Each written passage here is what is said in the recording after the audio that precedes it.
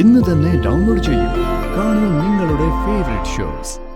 എപ്പോഴും കണ്ടവന്റെ എച്ചിലുമായി മല്ലിടുന്ന നിനക്കൊക്കെ എച്ചിത്തനല്ലേ കാണിക്കാൻ പറ്റൂ. നിന്റെ നാറിയ സ്വഭാവം എന്റെ അടുത്ത് എടുത്താലുണ്ടല്ലോ നിന്നെ ഞാൻ.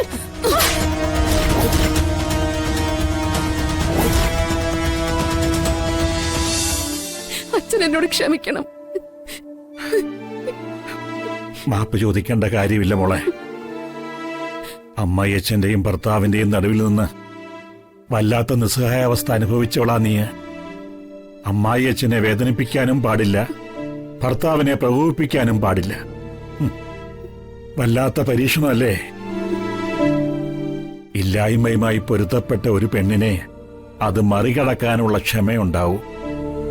ആ ക്ഷമ നിനക്ക് വേണ്ടുവോളം ഉണ്ട് മോളെ.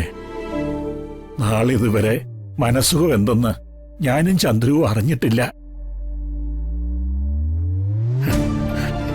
ഞങ്ങളുടെ ജീവിതത്തില് കാറും കോളും ഒഴിഞ്ഞ ദിവസങ്ങളില്ലായിരുന്നു. സത്യം പറഞ്ഞ എന്നോടൊപ്പം ഇറങ്ങി വന്ന ശേഷം എന്റെ ചന്ദ്രു സമാധാനം എന്തെന്ന് അറിഞ്ഞിട്ടില്ല. സങ്കടങ്ങളെ ഞാൻ കൊടുത്തിട്ടുള്ളൂ. ഇനി അവളെ സങ്കടപ്പെടുത്താൻ എനിക്ക് വയ്യ. ക്ഷമിക്കില്ല ഞാൻ. ചന്ദ്രു ആരുടെയും ജോലിക്കാരിയല്ല. അവളെ ഇനി ആരും ശകാരിക്കാൻ ഞാൻ അനുവദിക്കില്ല.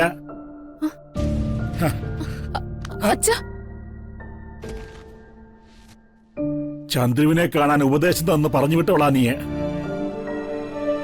മാധവനിപ്പോ ചന്ദ്രുവിനെ കൂട്ടാൻ പോവുകയാ. തടയരുത്. തടയില്ല അച്ഛ. അച്ഛൻ ഒറ്റയ്ക്ക് പോണ്ട, ഞാനും വരാം. എച്ചില് പാത്രം കഴുകണമെന്ന് ആവശ്യപ്പെട്ട കുറ്റത്തിന് പിണങ്ങിപ്പോയവളല്ലേ ഹരിത.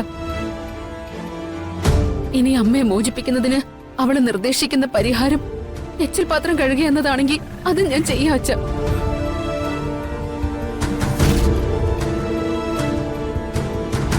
മോളെ,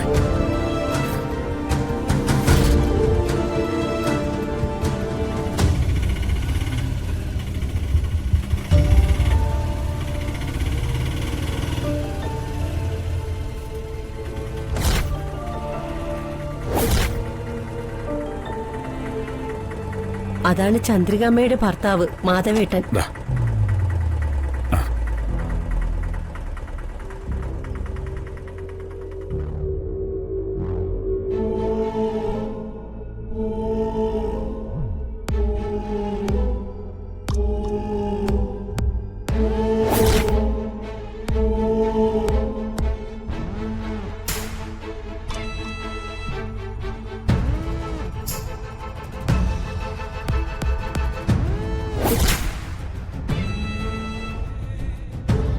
മാധവേട്ടാ, ഞങ്ങള് കാലു പിടിച്ച് പറഞ്ഞിട്ടും ഹരിത അനുസരിച്ചില്ല. ചന്ദ്രികമ്മയെ പൂട്ടിയിട്ടിരിക്കുക. ഞങ്ങളെ പുറത്താക്കി വാതിലും അടച്ചു കളഞ്ഞു.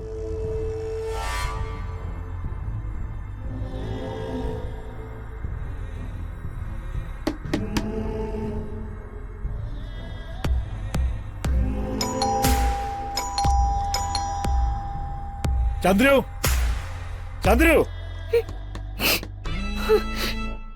ചന്ദ്രു, ചന്ദ്രു. അമ്മേ, ആരെ വിളിച്ചു കൂന്നേ? ആരായാലും അകത്തേക്ക് പ്രവേശനമില്ല. പൊക്കോ. വാതില് തുറക്കാനാ പറഞ്ഞത്. ഞാൻ മാധവനാ. ഇല്ലെന്ന് പറഞ്ഞില്ലേ?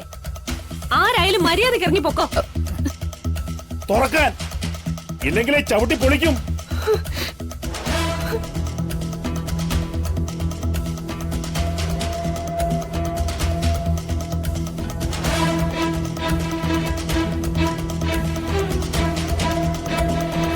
തുറക്കാൻ.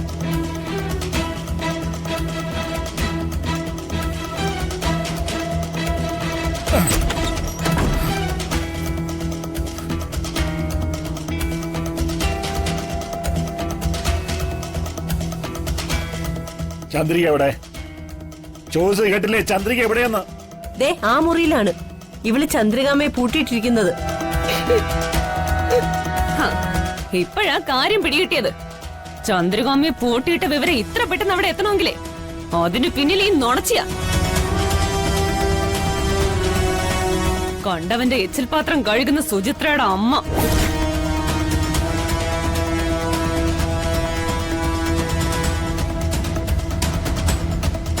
എപ്പോഴും കണ്ടവന്റെ എച്ചിലുമായി മല്ലിടുന്ന നിനക്കൊക്കെ എച്ചിത്തനല്ലേ കാണിക്കാൻ പറ്റൂ.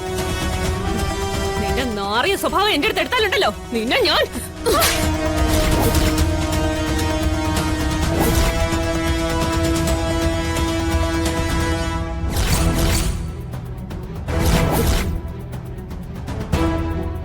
മോളെ, എന്തായാലും എച്ചിൽ പാത്രം കഴുകുന്നവളെന്ന സർട്ടിഫിക്കറ്റ് കിട്ടിയില്ലേ അമ്മേ?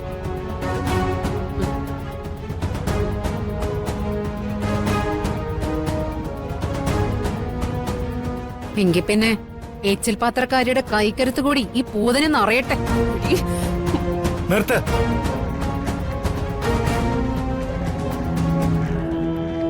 പട്ടാ പകല് വാതിലും തകർത്ത് അതിക്രമിച്ച് കടന്നതും പോരാ, എന്റെ ഹരിനെ തല്ലുന്നോ? ഇറങ്ങി പൊക്കോണം.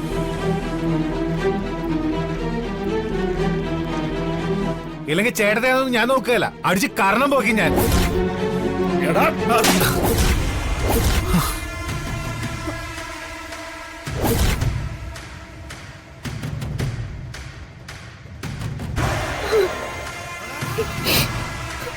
10 മാസം വൈദ്യ ചുവന്ന് പ്രസവിച്ച സ്വന്തം അമ്മയെ ദ്രോഹിച്ചിട്ടും പീഡിപ്പിച്ചിട്ടും നിനക്ക് നൊന്തില്ല. അഹങ്കാരം കൊണ്ട് സ്വയം മറന്ന് മതിച്ചു നടക്കുന്ന ഭാര്യയെ തല്ലിയപ്പോ വല്ലാതെ നൊന്തു അല്ലേ? നിന്നെപ്പോലൊരു പരനാരയ്ക്ക് ജന്മം കൊടുത്തതിൽ ഞാനിന്ന് ലജ്ജിക്കുന്നു.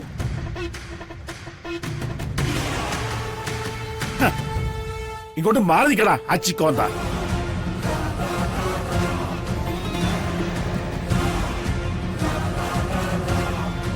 പാല് തുറക്ക്.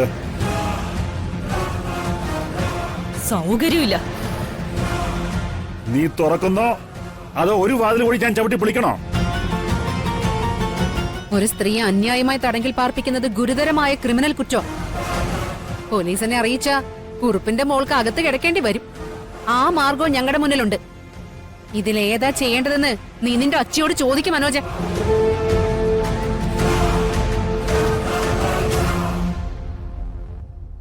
അമ്മ, ആ ഫോണിങ് എടുക്ക്. പോലീസ് സ്റ്റേഷനിലേക്ക് വിളിക്കട്ടെ. ഞാൻ വിളിക്കാം ചേച്ചി. വേണ്ട. എടാ, ഇവള് നാഴികയ്ക്ക് 40 വട്ടം പറയുമല്ലോ മുൻ MLA കരുണാകരക്കുറുപ്പിന്റെ മോളെന്ന്. ആ ഇവളെയോ ഇവളെ ജനിപ്പിച്ച കരുണാകരക്കുറുപ്പിന്റെയോ മാനം കാക്കാൻ വേണ്ടിയല്ല ഞാൻ പോലീസിനെ വിളിക്കണ്ടെന്ന് പറഞ്ഞത്. നീയും നിന്റെ നെറികെട്ട കെട്ടിയോളും കൂടി പൂട്ടിയിട്ടിരിക്കുന്നത് സ്വർണ്ണ കരണ്ടിയുമായി കൊട്ടാരത്തിൽ പിറന്നവളെയാ.